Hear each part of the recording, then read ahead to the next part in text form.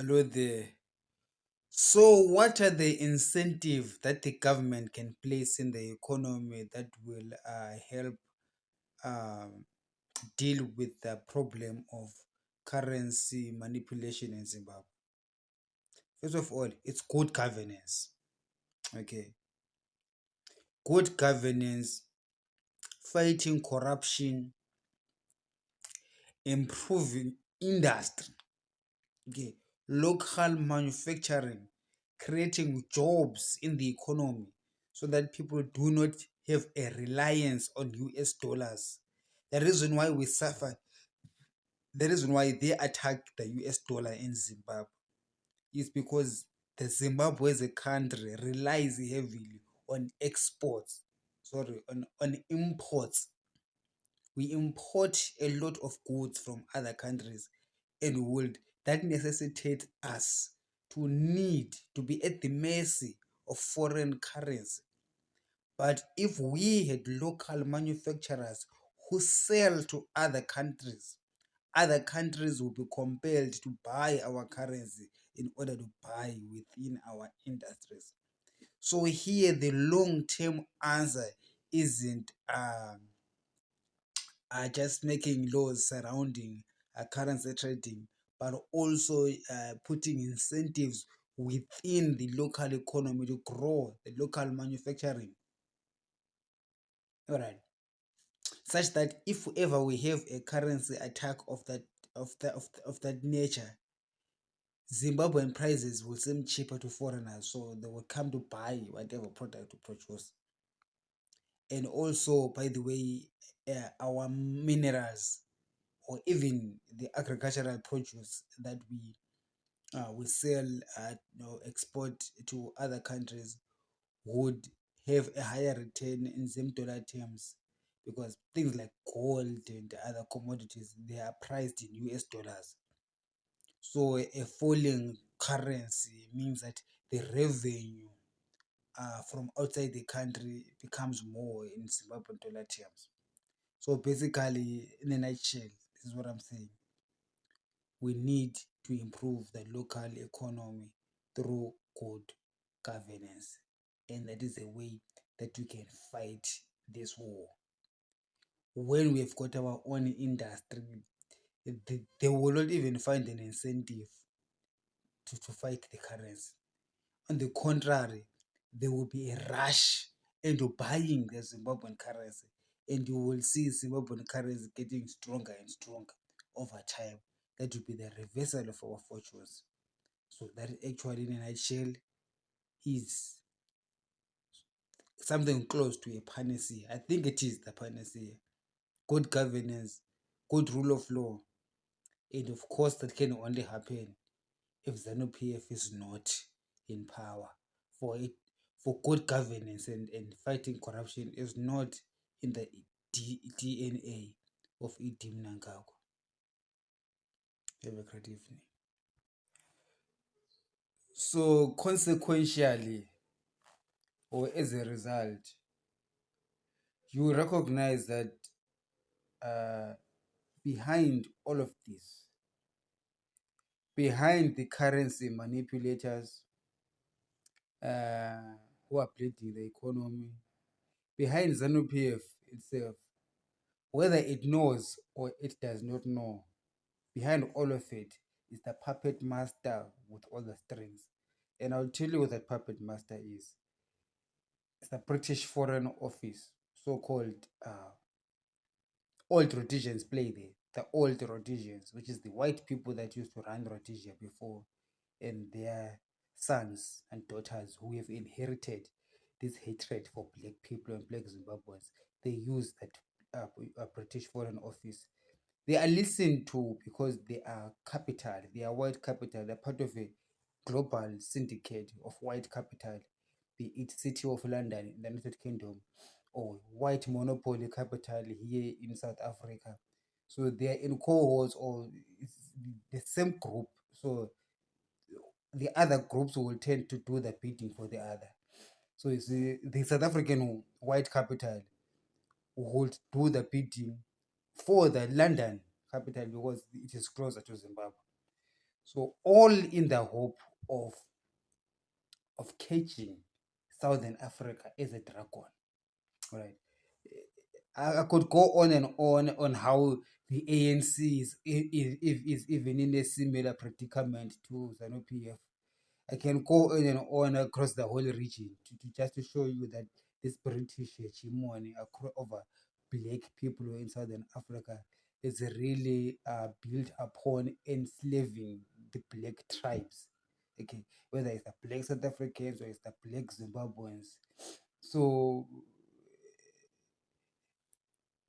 the onus is on them. The onus really is on the British because they are the power. They are the Commonwealth. They are the power who are more powerful than our smaller governments, and they can make a difference. But however, they chose out of their own decision making. They chose to pursue a policy that destabilizes the region for the purposes of cheapening black labor and keeping black people outside of the capital markets. Okay, so the solution may be to find another country or another hegemonious entity that can challenge the British. The option that we have is the Chinese or the Americans. The Americans fought a war against the very same British who were trying to install the same system in the United States. So George Washington fought off and the Americans got free. So in this instance, Zimbabwe does need another powerful country. If Britain is not willing to repent of its sin, then perhaps another bigger power like United States. But the United States is very good friends with Britain. They share a similar color, but we Africans in the United States, believe it or not, we share a similar history of having been abused by the British historically. So one would think that the Americans, from that perspective, would understand that the Africans are in the same boat. Perhaps if they become colorblind, because the challenge that Washington will have to overcome is the color barrier when they look at the fact that, oh, the Zimbabweans are suffering from the British just like we did, but they are black.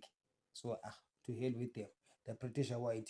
So let's be with the let's let's carry on with the evil of the British because they are white like us. Or the Americans can say, let's be in line with the Southern Africans, black Africans, because they have been oppressed like us. So you see, like the onus is on Washington to whether to think as to have a middle age thinking of racism, or they can be truly progressive as they claim to be progressives, especially like politicians from the Democratic Party, whom I like, whom I do believe that are truly progressive and are up for freedom, are fighting racial inequality, income inequality. They're fighting poverty across the world and even in the United States of America. So, with Joe Biden in power right now in Washington, one would expect that the Democratic leader, Joe Biden, would be sympathetic to the pain of the Zimbabweans under this British hegemony. These white people who are British and white people who are South Africans, but they are hoping that because the Americans are white, so their oppression of black people will carry on. They will believe that Joe Biden, being a white person, will just turn the blind eye. But I'm saying being a white person is not all that Joe Biden is. Okay, he's also a Democrat. He's also pro-poor. Okay, I'm talking about a guy that tried to cancel student debt, millions, trillions of student debt. I mean, he got a pushback from obviously a leftist Supreme Court, but we do see him fight along those lines of supporting poor people like us, or people who are struggling at the hands of the evil British Empire. But at the same time, in Britain itself, there is hope as well. Like if they decide to change, because I told you that when I say that Britain attacks us, don't take a look at say the whole country or other politicians. There's specific ones, the old politicians who have got access to the British Foreign Office. So they influence the British Foreign Office to pursue these policies against Zimbabwe. They influence even King Charles or the monarch. They influence the House of Commons for for those purposes. But they are not the only influencers. There may be other British white people who see and condemn the evil that the British Foreign Office is doing to Zimbabwe. I'm talking about British white people as well. So it depends on their hunger or their tenacity in pushing back the evil of the old Rhodesians within the political sector of the United Kingdom itself. If it so happens that uh, those voices or those forces in Britain that are appalled by British foreign policy, if those voices were to succeed or be listened to, especially by King Charles himself and by Sunak, Prime Minister Sunak, you will discover that Britain can make a positive move towards removing this ZANU PF regime, which they put in place, by the way, in 1979 through the Lancaster House Agreement. Remember, in 1979, Joshua Mkabu Nkomo, who was the leader of the revolution, was loved by people both in Matabeleland and in Mashonaland. If you ask old Mashonas, they will tell you that in the 70s they knew Joshua Mkabu Nkomo as the leader of the revolution. From nowhere, Robert Mugabe came. Do you know why? Because the British supported Robert Mugabe because Robert Mugabe was not going to pursue what Joshua Mugabe Nkomo was going to pursue, which is the true liberation of the people. So Robert Mugabe was pursuing this quasi liberation. His liberation by mouth, but in reality, the economy stayed still in the hands of the white Rhodesians. So it is those white Rhodesians that did not like what Nkomo was fighting for. So they came within the ranks of the liberation fighters and chose and anointed Robert Mugabe for that purpose. And he did that part until Chenjerai Hunzu changed it. So you see, even the land invasions, it wasn't an idea of Robert Mugabe, it was a pushback from the war veterans themselves. So you get to see that these British the war for the Zimbabwe's liberation, it does take a strong there is a presence within the British politicians themselves. So it depends on which group is going to win. So if the good guys in the Britain win, well, then it's a win for us. But if the good guys in Britain lose, and these old Rhodesians who have got bad influence in to King Charles and to the House of Commons, if they win, then it means that God might use the Americans and bring a wedge between the Americans and the British. Now, I can tell you how that wedge can develop. Here's the thing: if the Americans were to follow the British in oppressing Zimbabwe, there is an opportunity, therefore, for Zimbabwean politicians, even the opposition politicians and Zimbabweans at large, to smell the coffee and end up being against Britain and America, which will push the Zimbabwean political discourse towards a Chinese arrangement. And China, with its Belt and Road Initiative, would be willing and able to even remove Idi Mnangagwa from power or stop sponsoring ZANU-PF and even sponsor opposing forces. Because, by the way, for China's Belt and Road Initiative to succeed, they do also need some level of stability in the countries that they deal with. And for their PR as well, they need to be saying that, oh, China came to this country and this country stabilized and things are well. They do not want a track record like the Russians. The Russians don't care. The Russians have got a terrible track record. Look at the Sahel, where the Russians are. Wherever there's a Russian, there's always chaos in that country. there's always coups, fighting, guns, like poverty. So nobody wants Russia to take over the whole world except for the bad guys. So even I don't want Russia to take over because of the of their track record across many countries. However, China is different, and China is an emerging superpower would love to clean shop and get rid or disassociate itself with a regime that undermine human rights to the extent of Emerson Mnangagwa and his cohorts. So you will see that China will be interested in that, and that will be a loss to the British and a loss to the Americans. So here's the thing: will America value its superpower position by breaking off with this crazy British oppressive system and be able to be ahead of China in the Southern African region? Or they will look at their skin color and say, screw the black Zimbabweans, we were white, we're going to stay with the British no matter what the British do. And the Chinese come in and restore order in Zimbabwe. And the Chinese, because if the Chinese restore order in Zimbabwe, it's a selling point. You know, Chinese recently they forgave they dealt with the Zambian debt. Zambia was in a debt crisis, and Chinese came in and did right by the Zambians.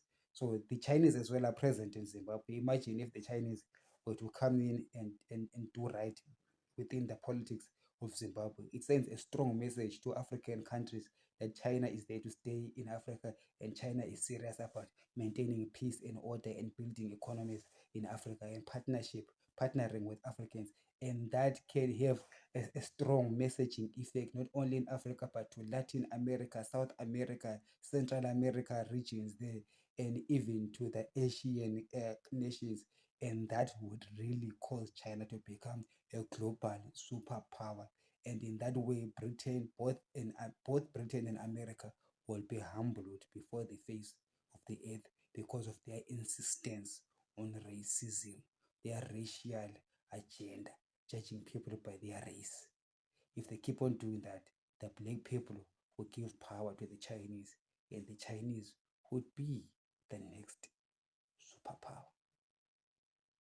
So at the end of the day, it's not up to us Zimbabweans, it's up to the British and the Americans. If indeed they do want to remain relevant, or they want 20 years, 30, 50 years from now, they will be a relic of the old world. We will be talking about the old British Empire, just like we talk about the old Greek Empire. We'll be talking about the old American Empire, just like we talk about the old Italian Empire, or yeah. So it is really at the end of the day up to these countries that are powerful, that are now currently enjoying the superiority over us, who do as they please because they can.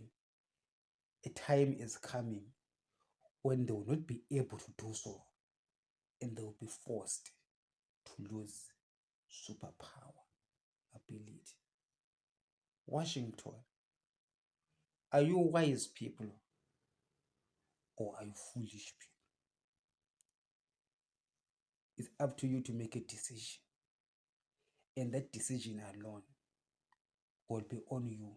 The consequences of that decision will be on Washington, not on anyone, even on Britain, even on King Charles himself, not on anyone.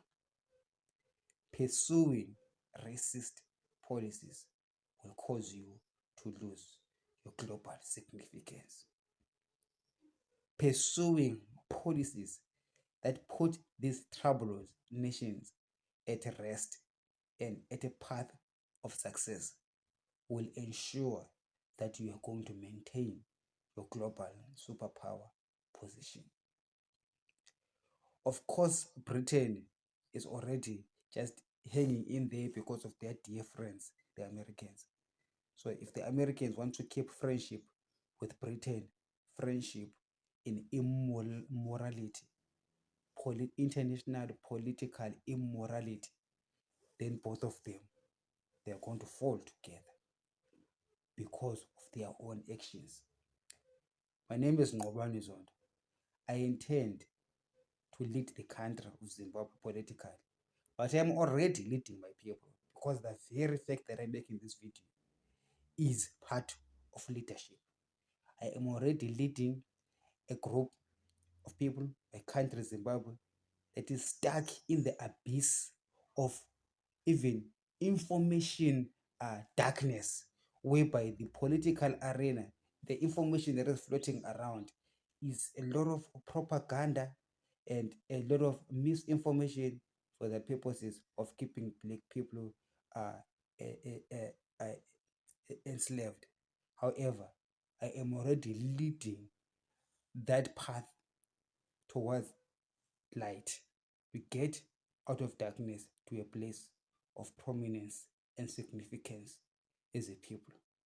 Will it be the Chinese who are going to help us, and we too are going to ensure that the Chinese succeed in what they do? Or is it going to be the Americans who will break away from the evil British Empire, and so that they will be able to maintain their position, and we will help the Americans to maintain that position as well?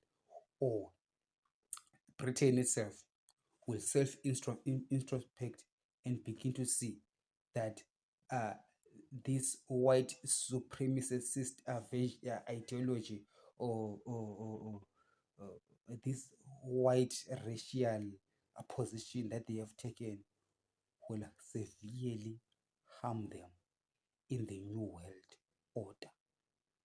As I said, my name is Ngqobani Zondo, and I'm going to close this video. Have a great day.